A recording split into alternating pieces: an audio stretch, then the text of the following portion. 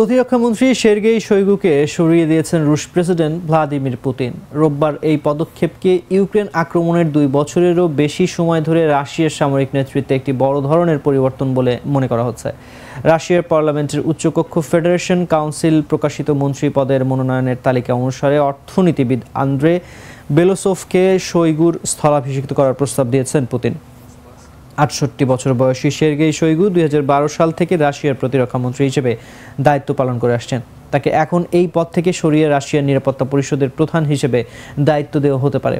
বর্তমানে রাশিয়ার নিরাপত্তা পরিষদের প্রধান হিসেবে দায়িত্ব পালন করছেন নিকোলাই পাত্রুশেভ।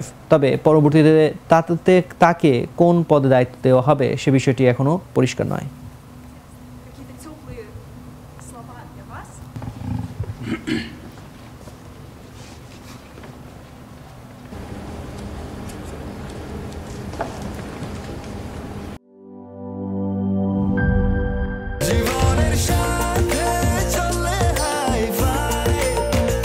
স্বাস্থ্যকর অল টাইম ফ্যামিলি কেক, সব সময় অল টাইম হেলদি লাইফ।